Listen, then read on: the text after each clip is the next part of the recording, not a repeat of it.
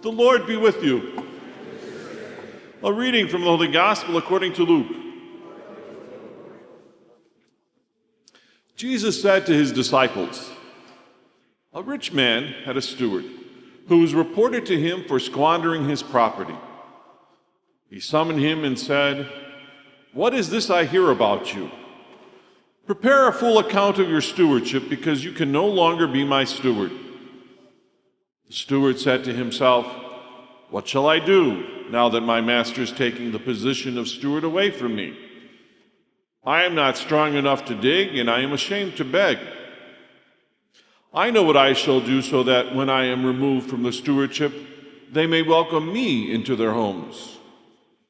He called in his master's debtors one by one. To the first he said, 'How much do you owe my master?' He replied, 100 measures of olive oil. He said to him, 'Here is your promissory note. Sit down and quickly write one for 50.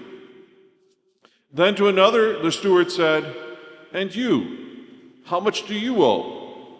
He replied, 100 cores of wheat. The steward said to him, 'Here is your promissory note. Write one for 80. And the master commended this dishonest steward for acting prudently.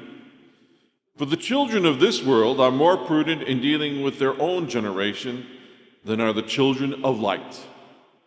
I tell you, make friends for yourselves with dishonest wealth, so that when it fails, you will be welcomed into eternal dwellings.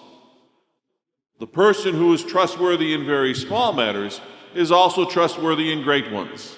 And the person who is dishonest in very small matters is also dishonest in great ones.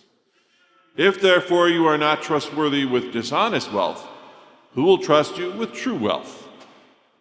If you are not trustworthy with what belongs to another, who will give you what is yours? No servant can serve two masters. He will either hate one and love the other, or be devoted to one and despise the other. You cannot serve both God and mammon." The Gospel of the Lord.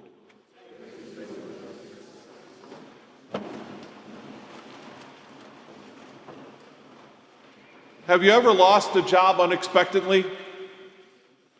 It seems like today the chances of being called into the boss's office and being told that your job has been eliminated are much, much higher than they were 30 years ago. Companies are bought and sold, downsized due to decreasing sales, or perhaps they just go out of business. If you haven't experienced an unexpected loss of your own, then just imagine for a minute that it's going to happen to you tomorrow. What would you do? Well, if you're like most people, you would immediately begin to start a search for another job. You'd update your resume and also your LinkedIn profile. You'd probably also file for unemployment, and you try to figure out how you're going to continue your health insurance. This situation would most likely take most of your attention and your energy. You'd lose sleep over it, and you wouldn't rest until you found another job.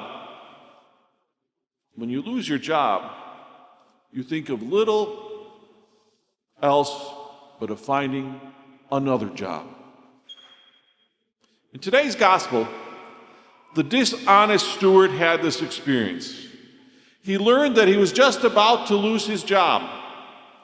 And upon learning about this, he immediately sprung into action and came up with a plan to provide for his financial needs.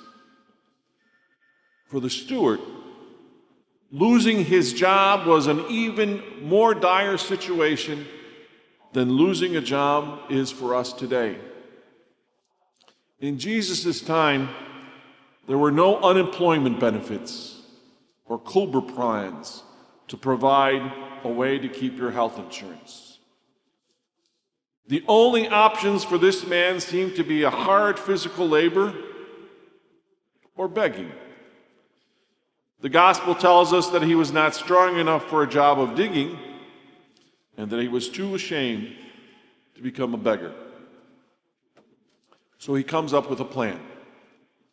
It was a dishonest plan that apparently cheated his boss out of money so that he can help himself. We're told that he went to all those who owed the rich man money and reduced the amount they owed. He did this so that the people who would be indebted to him and likely help him when he soon found himself out of a job. He wasn't honest, but he was clever and resourceful. The rich man soon learned about this plan, and what did he do?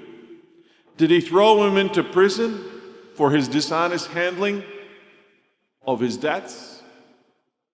Surprisingly, he praised the man for his sense of urgency and cleverness. The parable that Jesus tells us today is like all of his parables in the sense that he uses everyday experiences to communicate a spiritual truth. Today's lesson is not about the questionable methods or the dishonest steward. It's about recognizing that which is extremely urgent and taking immediate action to correct it. It's about waking up from our spiritual slumber and coming to spiritual attention.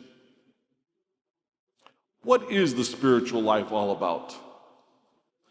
It's about our relationship to God, to Jesus, his Son. Paul tells us in today's second reading that Jesus is the one mediator between God and us. Jesus Christ is our only link to eternal life. If we truly believe what we profess to believe, we must nurture our relationship with him. This is truly the most important thing in our lives. The gospel tells us this over and over again. Our relationship with God is more important than our family, our riches, and even our very lives. Jesus tells us that it profits the soul nothing to gain the whole world and to lose our soul. If you lose your link to God by not developing a true friendship with Jesus, you have it all, and at the same time, you have nothing. Friends talk to each other and they do things for each other. Are we spending time with Jesus, our most important friend?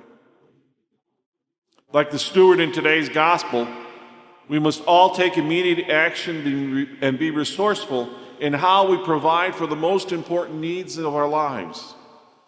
We must spend time attending to the needs of our eternal soul. Let's ask the Lord, as we approach and receive him during Holy Communion today, that he will help us to take seriously what our faith teaches us about our eternal salvation and spring into action to make the changes we need to make for the health of our spiritual selves. By making these changes, when the time comes for you and for me to meet Jesus, and perhaps that might be much sooner than we think, we'll be able to meet him with a clear conscience and in a state of grace. Remember, the only thing we take with ourselves to that encounter at the moment of our death is the love that we have shown.